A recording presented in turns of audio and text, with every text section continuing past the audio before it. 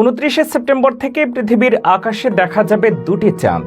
দীর্ঘ 2 মাস এই চাঁদটি পৃথিবীর চারদিকে প্রদক্ষিণ করবে। প্রশ্ন হলো, এরপর এটি কোথায় যাবে?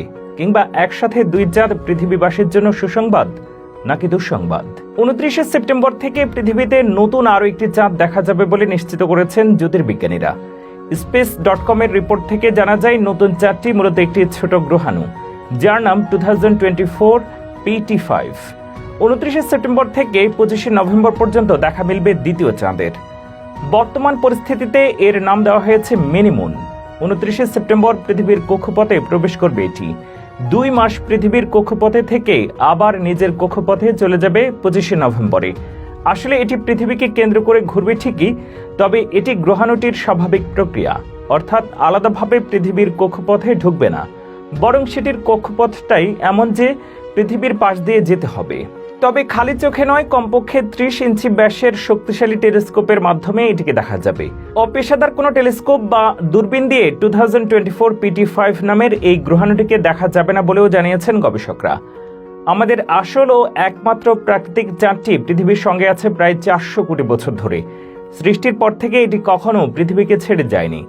অন্যভাবে বলতে গেলে যাওয়ার সেই ক্ষমতাও চাঁদের নেই।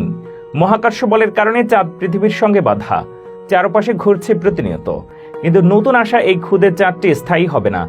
মাত্র 2 মাস পর আবার চলে যাবে আগের ঠিকানায়, মানে নিজ কক্ষপথে। প্রশ্ন হচ্ছে, এই দ্বিতীয় চাঁদটি কি পৃথিবীর জন্য কোনো দুঃসংবাদ নিয়ে আসছে?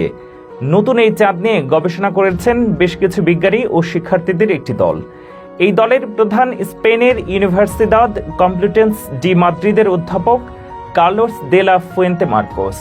তিনি বিজ্ঞান বিষয়ক ওয়েবসাইট space.com-কে বলেছেন, গ্রহাণুটি এসেছে অর্জুনা গ্রহাণু বেষ্টনী থেকে।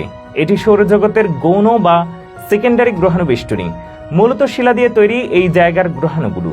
এই বেষ্টনীর কক্ষপথ প্রায় 15 কোটি কিলোমিটার পর্যন্ত বিস্তৃত। তিনি আর বলেন, এই গ্রহাণু বেষ্টনীর কয়েকটি বস্তুর আকার প্রায় 45 লাখ কিলোমিটার। এগুলোর মধ্যে কোনোটা পৃথিবীর দিকে প্রায় 3540 কিলোমিটার বেগে ধেয়ে আসতে পারে। অবশ্য পৃথিবীর দিকে এসব গ্রহাণু ছুটে এলেও ভয়ের কিছু নেই। অনেক গ্রহাণুই এভাবে পৃথিবীর কাছে চলে আসে, আবার সেগুলো বেরিয়েও যায়, কিন্তু আবার পৃথিবীর বায়ুমণ্ডল ভেদ করে চলে আসে। তবে সেগুলো পৃষ্ঠে আসতে আসতে তাদের শিখার সংযোগ ঘটে, তা ছাই হয়ে যায়। তবে গ্রহাণুর আকার বড় হলে সবটা ছাই হয়ে যেতে পারে না, আঘাত করে পৃথিবী পৃষ্ঠে। তাতেও এখন ভয়ের কিছু নেই।